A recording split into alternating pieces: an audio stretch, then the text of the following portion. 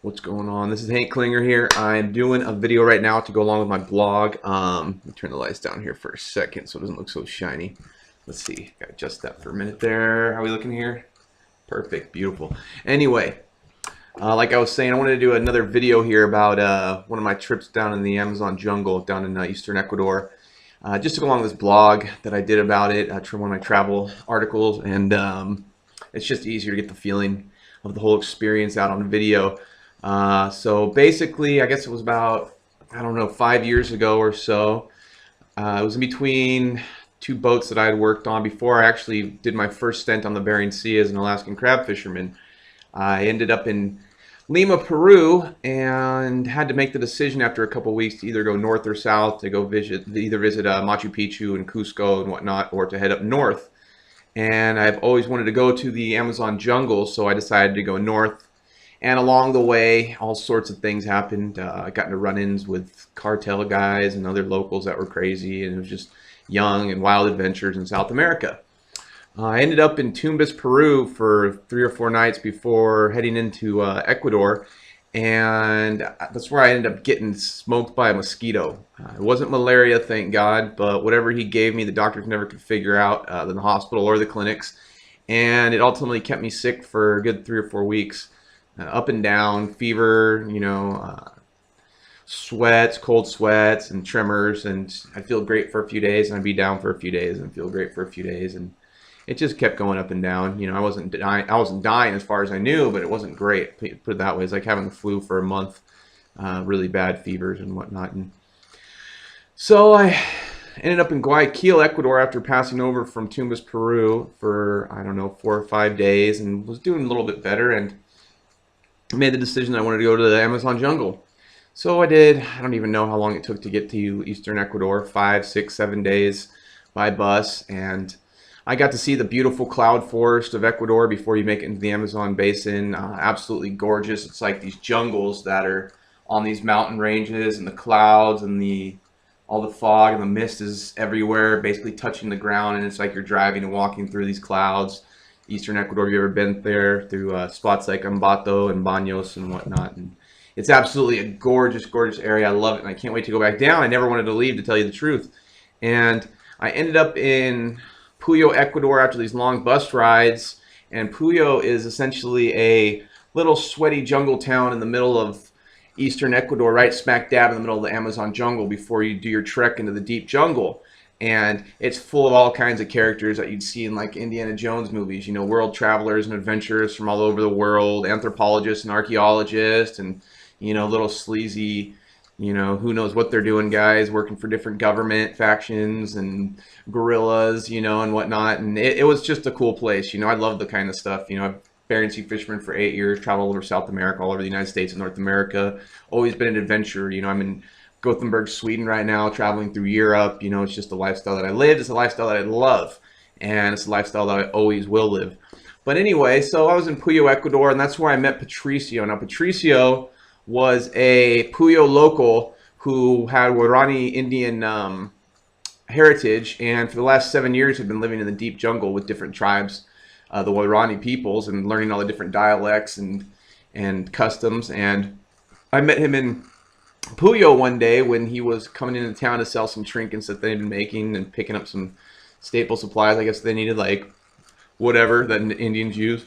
But I talked to him and had made plans through him. I don't know how we even got on the conversation about his time in the Amazon, and he set up for me to take a trip with him into the jungle. And I guess it was 2 days later or so, I ended up doing a trek into the Amazon jungle with Patricio.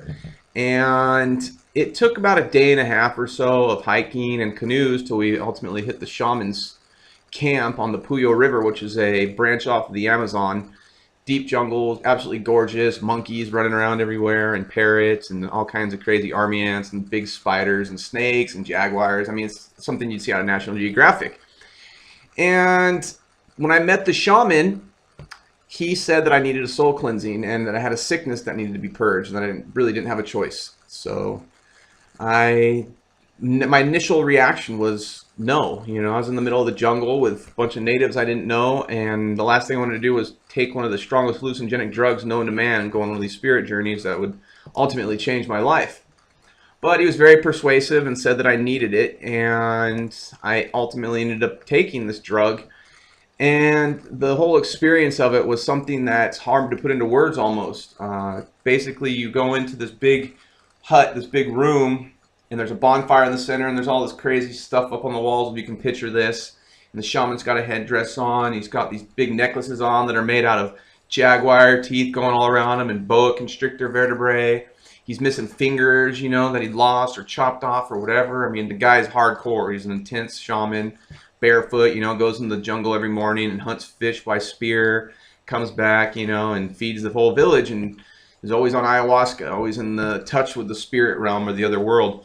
And you go into this hut with him, and he essentially tells you the whole history of the Waorani people and what's going to happen to you and the connection with the people and the realm of the dead and the spirit world and ayahuasca and all of these things. How after tonight, you know, the night that you go on your trip on ayahuasca, that a part of you will stay with the jungle forever, and a part of the jungle will forever stay with you, and that you'll see your past, your present, and your future, and loved ones who have died, and people who are coming to your life who you've yet to see, and spirits of the other realms, and different dimensional beings, and just goes off on all these different tangents, you know. And I'm just thinking, this is crazy. And so I've got my shirt off, and I'm sitting in this bonfire, you know, and he's got this smoke, and he's these big fronds, and he's blowing the smoke in your face and sucking it out, and he's chanting this whole time, you know, and Waorani, and he's got this stone, and he's rubbing you down with all these crazy oils and whatnot.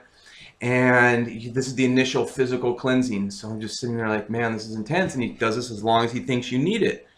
So this goes on for about 10 minutes. And after this, he gives you this little brown cup that takes his potion and dumps it in it. It looks like tree bark and mud. Smells like mud. And he gives it to you, and he says, okay, take this. And it's going to feel like a rumbling going through your head immediately. And then, you know, your journey will begin. So, boom, there goes the shot. It's gone, and I stand up, and immediately I feel a change. I feel a different change. And it's like nothing I can put into words. It's instantaneous that I just felt a different head change. And I stepped outside, and it was a full moon on the water. You can imagine this on the riverbank where the huts are at, and full moon overlooking us, and with these natives on ayahuasca in the middle of eastern Ecuador in the Amazon basin. It's like something out of a movie. So it starts to come on, and it comes on slowly, and it comes on slowly. And I won't lie, I've done mushrooms in the past, you know, and psilocybin and whatnot when I was younger. And at first I was like, okay, so this is going to be like, you know, mushroom trip. I hadn't done any hallucinogens in years, you know, by this time. And little did I know that it was going to be a lot more intense than anything I've ever experienced in my life. That within an hour I would be purging my system of everything in it that was toxic, and seeing full audio visual hallucinations, which the shaman says were not hallucinations by any means. And to go basically like through these tunnels at millions of miles an hour at light speed, but time essentially just slows down and stops.